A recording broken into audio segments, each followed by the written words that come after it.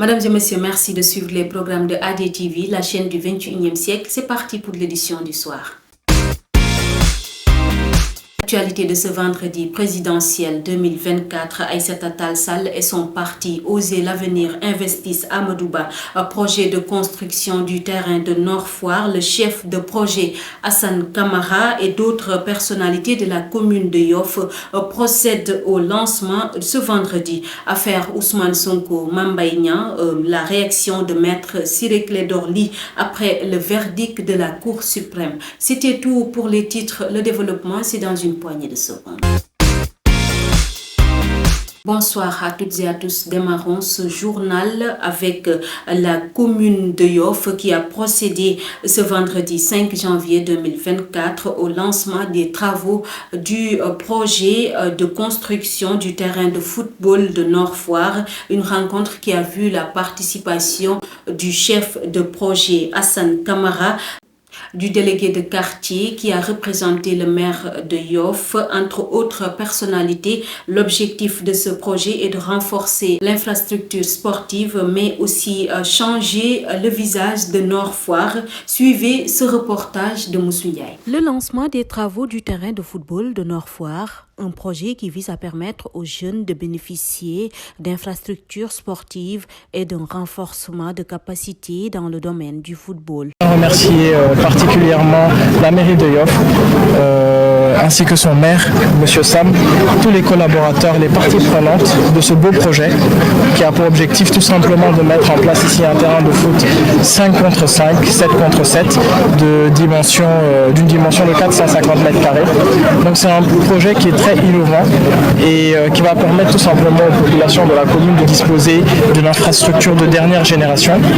Et voilà, c'est un projet qui a été mis en place dans une démarche très inclusive et qui permettra tout simplement à tous nos sportifs, à tous nos jeunes. Certains membres de l'association sportive de la commune de Nord Foire ne sont pas d'avis de ce projet, dû à un manque de communication. Collaborateurs de la mairie, Madame Beng, Monsieur Fall, le chef de quartier, Monsieur May, qui est passé à travers son allocution tout à l'heure, ainsi que toutes les parties prenantes. L'ASC, les discussions sont encore en cours. Toutefois, la démarche a été heureusement inclusive et voilà, on reste vraiment dans un esprit de conciliation et ça va être un projet dans l'intérêt général. Donc merci infiniment. Est-ce que la population a été avisée du projet? En tout cas, tout le nécessaire a été fait auprès de Urban Foot Dakar pour informer les autorités en charge. Et donc c'est vraiment une démarche inclusive qui a été apportée et on compte vraiment sur la mairie afin que tout le nécessaire soit fait et que toutes les populations soient informées. J'imagine que c'est également le but de cette conférence de presse, n'est-ce pas? Donc voilà. En tout cas, nous, Urban Foot Dakar, faisons le nécessaire pour que les choses se passent bien, que le projet se déroule dans les délais impartis. Conçu pour permettre à la population dakaroise, plus particulièrement celle de Yoff, d'accéder à des infrastructures sportives de qualité, de jouer au football dans les meilleures conditions et d'acquérir de nouvelles compétences, le projet s'élève d'un coût de 40 millions de francs CFA. Parlons politique à présent. La Cour suprême a confirmé tard dans la soirée de ce jeudi 4 janvier 2024 la condamnation de l'opposant emprisonné Ousmane Sonko à 6 mois de prison avec sursis pour diffamation, une peine largement perçue comme la rendant inéligible pour la présidentielle du 25 février 2024. C'est fort de son constat que maître Ciré Clédor Ly, l'un de ses avocats, et le coordonnateur El Malik Ndiaye ont exprimé leur sentiment de désolation au micro de ADTV. Apprécié.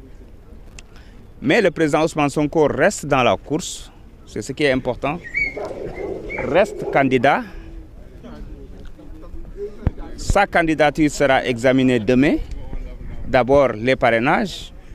Ensuite, le Conseil constitutionnel va rentrer dans le fond parce qu'en plus des 9 pièces qui sont fournies, ils peuvent aussi, en fonction de tous les documents dont les avocats ont mis, le mandataire a mis sur la table, apprécier si sa candidature sera recevable ou pas. Et nous restons convaincus que sa candidature sera recevable.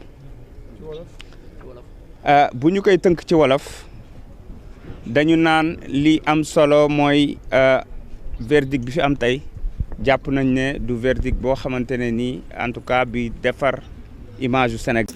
Terminons ce journal avec le ministre de l'Intérieur, Maître Sidiki Kaba, qui a présidé hier jeudi le comité régional de développement avec le comité d'organisation de la 60e édition de la Ziara de Thierno Mountaga Tall, prévue les 12 et 13 janvier à Louga. Il a exposé ses préoccupations devant les services de l'État qui s'engagent d'ailleurs à remplir leur mission. Le compte-rendu est signé Isabelle Bampoki. C'est dans les locaux du ministère de l'Intérieur que s'est tenu le comité régional de développement de la 60e édition de la grande Ziara de Thierno Mountaga Tall. Une occasion pour le comité d'organisation d'exposer ses préoccupations pour un bon déroulement de l'événement. Président la cérémonie, le ministre de l'Intérieur, Maître Sidiki Kaba, rassure et instruit les services de l'État à ne ménager aucun effort pour le bon déroulement de la grande Ziara de Thierno Mountaga Tall. Au terme du comité régional de développement, le porte-parole de la famille omarienne, Seydou Nourou, a invité les services de l'État à honorer leur engagement avant de formuler les dernières prières pour un bon déroulement de la Ziara. Mesdames et messieurs, c'est la fin de cette édition. Merci de nous avoir suivis sur ADI TV, la chaîne du 21e siècle. Tout de suite, la version Wolof.